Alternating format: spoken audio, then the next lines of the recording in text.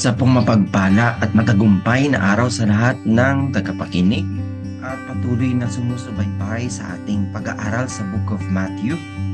This is Pastor Jess and welcome to our study at we are now in the chapter 10. Ito po ay sulatin ni Mateo para sa pagkatawag ng mga disipulo ng ating Panginoong Hesukristo. Ang title po ng ating mensahe ay ang Mula sa Alagad patungo sa pagiging apostol. Ano nga ba ang kaibahan ng alagad o disipulo sa isang apostol? From disciples to apostles. Ikaw ba ay disipulo o isang apostol? Alam po natin na ang 12 alagad ng Panginoon ay mga ordinaryong tao lamang. Karamihan sa kanila ay walang pinag-aralan at mangingisda o isang simpleng mamamayan lamang. Ngunit bawat isa sa kanila ay tinawag ng Panginoon at tinuruan patungkol sa kaharian ng Diyos, sa pagliligtas ng Panginoon at binigyan ng kapangyarihan para magpalayas na masamang espiritu at magpagaling kahit pa ng mga karamdaman. Sinasabi ng John chapter 8 verse 31 na tayo ay mga disipulo ni Jesus kung tayo ay nananampalataya at sumusunod sa kanyang mga salita. Ako po ay naniniwala na tayo ay mga disipulo ni Jesus sapagkat tulad ng mga ordinaryong tao, tayo po ay tinawag ng Panginoon hindi dahil sa ating kakayanan, sa katalinuhan o sa ating background, sapagkat sapat na ang biyaya ng Diyos at ang kanyang pag-ibig sa bawat isa sa atin. Ano naman po ang apostol?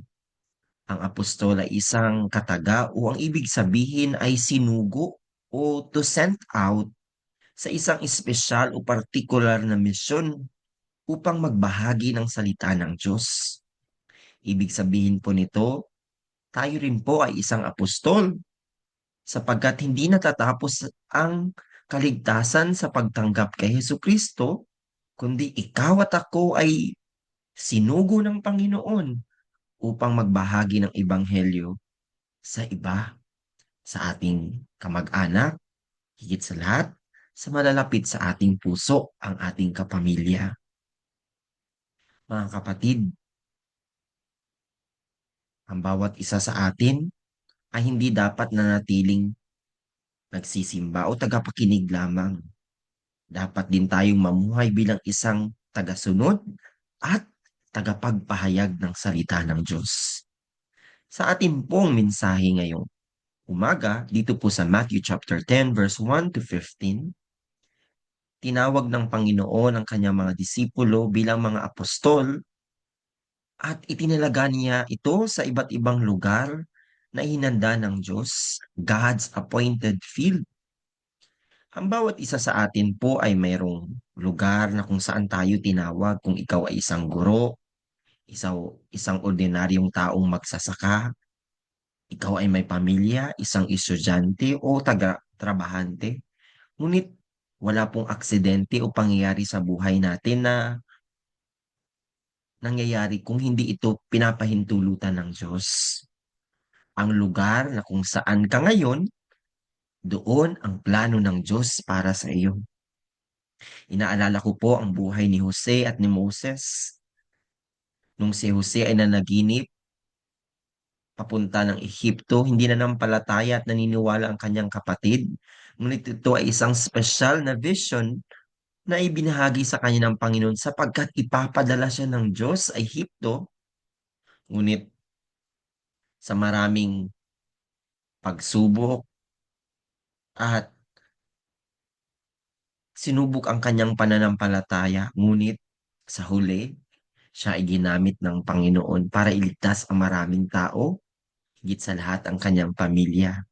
Sinabi po ng Genesis chapter 45 sa kanyang mga kapatid na siya ay pinauna ng Panginoon para iligtas ang lahat.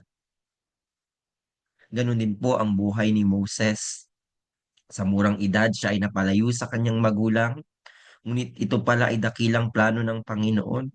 Ngunit hindi naging basta-basta ang pagkatawag sa kanya ng Panginoon sapagkat inilayo rin siya sa palasyo upang hindi niya gamitin ang kanyang karunungan, kanyang kaalaman, bagkus siya ay umasa sa patnubay ng banal na Espiritu. At doon, natupad ang plano ng Diyos sa kanyang buhay na ang mga Ehipto o ang mga Israelita ay dalhin ang mga sila sa lugar ng pangako doon sa lugar ng Kanaan. Ang ibig sabihin ko po mga kapatid ay ang lahat ng pangyayari sa ating buhay ay nakaplano ng Panginoon at ang lugar kung saan ka ngayon, kung ikaw man ay nahihirapan o nabibigatan o nasa isang posisyon na napakaganda, may plano ang Panginoon sa iyong buhay kung bakit kanya inilagay doon. Una, ito ay para maihayag ang kanyang pangalan at maibahagi natin ang ebanghelyo sa iba. Ikaw at ang iyong tahanan ay isa ring lugar para sa kaligtasan ng iba. Pangako ng Panginoon sa Acts 16 verse 31 na kung ikaw ay sumampalataya sa iyong Panginoon, ikaw ay maliligtas at ang iyong buong sambahayan. Mga kapatid, ang pamilya po natin ang higit na dapat nating pagtuunan ng pansin mula sa ating mga anak at o maaring extended family like yung ating mga apo o mga relatives na nakatira sa ating tahanan. Ang pamilya po ay isang lugar na hindi natin pinili. Bagamat meron tayong mga conflict sa loob ng tahanan o sa ating mga kapatid, ngunit ang layo ng Panginoon na dapat tayo ay maging isang pamilya na nanampalataya sa Kanya. Nawa, pinapanalangin ko po ng bawat tahanan ng ating mga miyembro ay maging isang pamilya na ang sentro ay ang Panginoong Hesus mula sa mag-asawa at sa kanilang mga anak.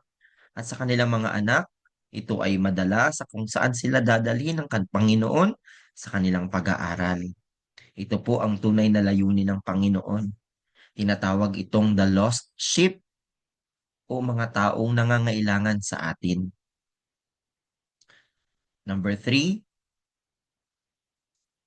ang plano ng Panginoon na hindi lamang sa ating tahanan kundi lumabas tayo at ipalaganap ang mabuting balita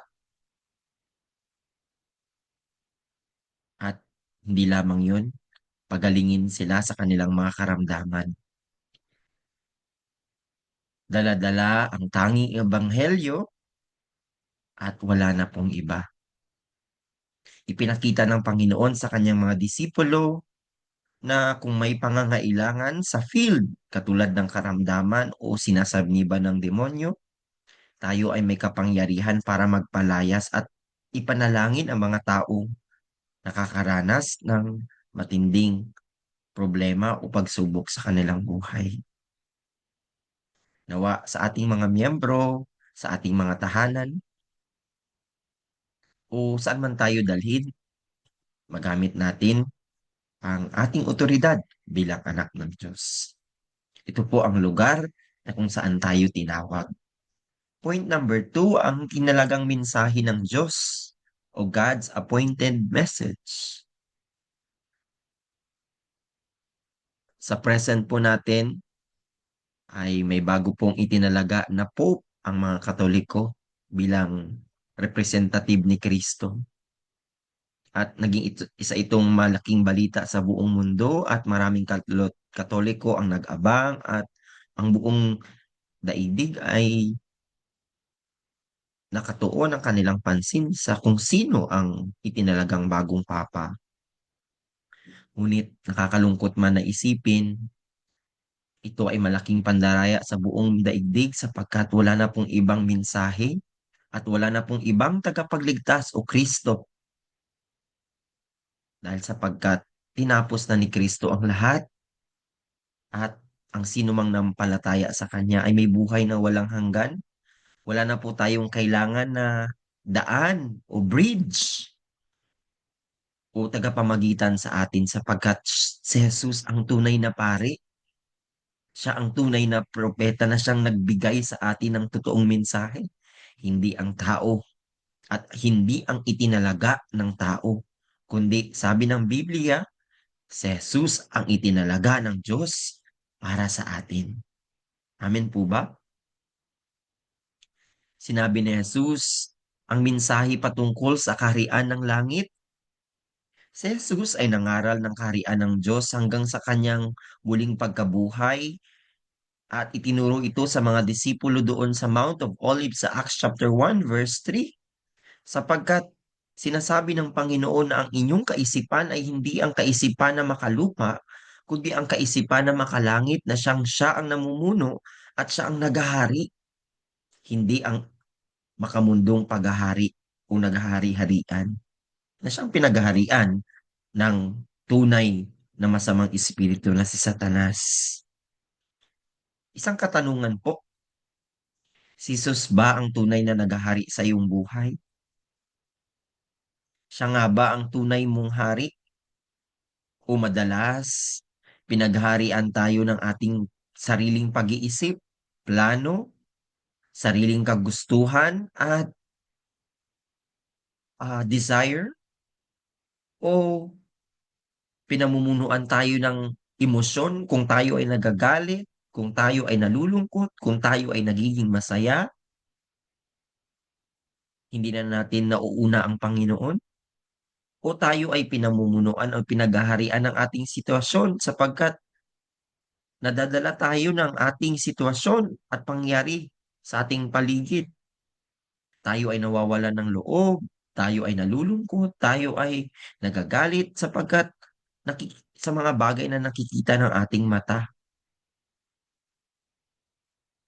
O madalas, tayo ay nadadaya ng ating makalamang sarili sa mga bagay na makasanlibutan. Mga kapatid, nawa ang tunay na maging hari ng ating buhay ay si Jesus. Ilaan natin ang ating pag-iisip, ang ating puso sa tuwing tayo nakikinig ng mensahe, sa tuwing tayo ay lumalabas o nagtatrabaho. Siya ang ating inuuna at binibigyan ng kalawalatian at hindi ang ating sarili. Siya ang ating kalipay. Siya ang ating kusog. Siya ang lahat-lahat sa ating buhay. Ang mensahe na si Jesus lamang ang tanging Kristo. Sinabi ng Panginoon sa kanyang mga disipulo dito po sa chapter na ito na kayo ay isinugo ko at yamang itinanggap niyo ito ng walang bayad. Ang kaligtasan po ay walang kabayaran at dapat lamang na maibigay natin ito na walang bayad. Ang ating pong pagsiservisyo sa Panginoon ay walang katumbas na kabayaran sapagkat tayo man din ay nakatanggap ng libre. Di ba napakaganda ng buhay ng isang libre, walang bayad? Ganito din ang kaligtasan. Ngunit nakakalungkot na marami sa mga ibang relihiyon ang nagpapabayad o sa tingin nila ito ay kung meron silang mabuting gagawin sa Panginoon, ay pagpapalain sila ng Panginoon bilang kabayaran ng kanilang kabutihan. Ngunit hindi po sa ating gawa tayo ay maligtas, hindi rin po sa mabubuti nating gawa tayo ay pagpapalain ng Diyos. Simply because tayo ay anak ng Diyos, nararapat lamang na ibigay sa atin ng Panginoon ang ating pangangailangan kung tayo ay hihingi. Yan ang tunay na mensahe at identity na meron tayo. Kaya wag po tayong madaya. In point number 3, itinalagala o tinalaga ng Panginoon ang isang napakahalagang instruction o tagubilin para sa atin. Una, ang huwag matakot. Ano bang mga bagay na katakutan mo? Tagutom, walang pera, walang tahanan, sakit, hindi paghihiwalay o may hindi maibigay ang gusto mo. Sinabi ng Panginoon, ipagkatiwala mo ang lahat sa Kanya in verse 11 na wala kayong ibang dadalhin. Wala kayong ibang babaunin kung kayo ay tinawag ng Panginoon sapagkat ihahanda ng Panginoon ang lahat ng ating pangangailangan. Huwag tayong umasa sa kayamanan at kakayanan ng ating sarili o sa salapi.